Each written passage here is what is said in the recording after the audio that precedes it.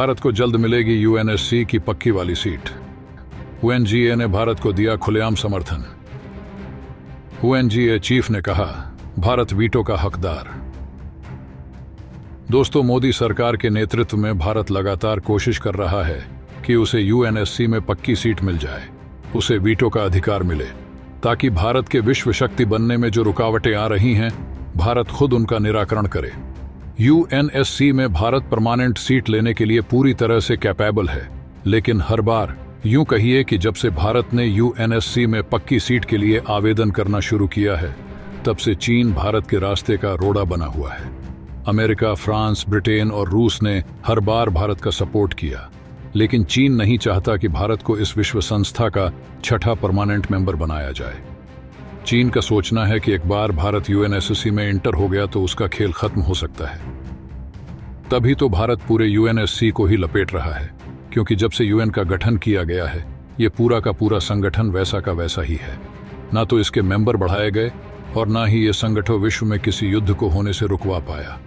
इसलिए भारत ने चेतावनी दी है कि अगर उसे इस संगठन का सदस्य नहीं बनाया गया तो भारत इस संगठन के खिलाफ ईंट से ईंट बजा देगा, इस संगठन को भारत समाप्त करवा देगा, या फिर इसके सामने ठीक ऐसा ही एक और संगठन खड़ा करेगा और इसके लिए देशों का समर्थन हासिल करेगा।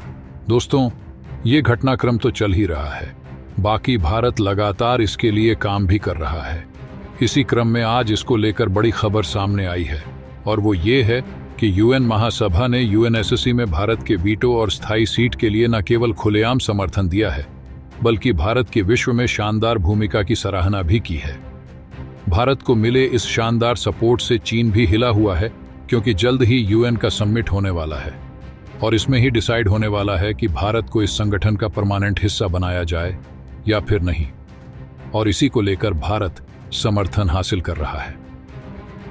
दोस्तों, हम आपको पूरी खबर बताते हैं कि यूएनजीए चीफ ने किस तरह से भारत को समर्थन दिया है और किस तरह से भारत की तारीफ की है, और उससे चीन किस तरह से जल रहा है।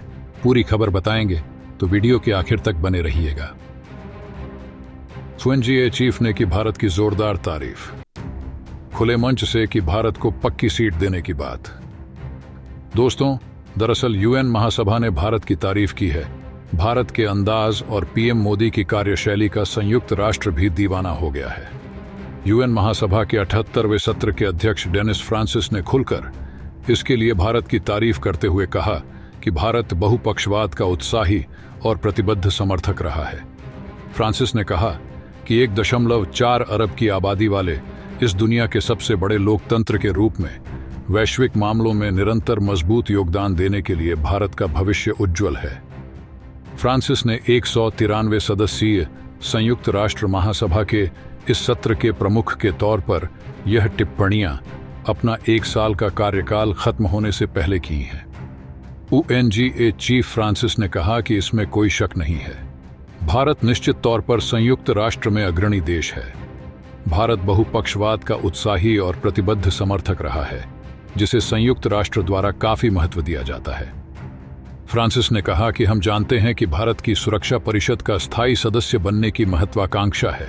सदस्य इस पर फैसला लेंगे कि उन्हें परिषद में कैसे सुधार करना है, सदस्य देशों का प्रतिनिधित्व करने के लिए कौन से देश सबसे उपयुक्त होंगे और शक्तियों का विभाजन किस तरह से किया जाएगा। यूएनजीए चीफ फ्रांसिस ने कहा कि भारत को समर्थन देते हुए कहा कि भारत के 1.4 अरब की आबादी वाला लोकतंत्र होने के कारण मुझे विश्वास है कि कोई भी इस तथ्य को नजरअंदाज नहीं कर सकता कि भारत का वैश्विक मामलों में निरंतर मजबूत योगदान देने के लिए उज्जवल भविष्य है। यानी कि यूएनजीए भी ये मानता है कि विश्व के बड़े मामले जो भारत अकेले निपटाने की हिम्मत रखता है, ऐसे देश को इस संस्था से बाहर रखना ठीक नहीं है। आपको बता दें कि भारत लंबे समय से संयुक्त राष्ट्र के इस ताकतवर निकाय में स्थायी सदस्यता की दावेदारी कर रहा है। उसका कहना है कि यूएनएससी के मौजूदा स्वरूप में वर्तमान भू राजनीति की वास्तविकता प्रतिबिंबित नहीं होती।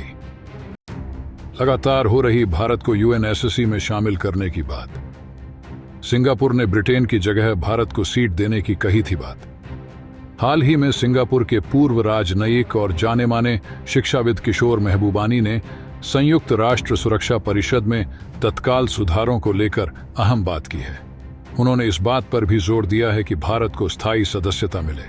उन्होंने कहा कि भारत परिषद में स्थायी सीट की हकदार है और उसे ये हक मिलना चाहिए। किशोर महबूबानी का ये बयान प्रधानमंत्री नरेंद्र मोदी की सिंगापुर यात्रा से ठीक पहले आया था।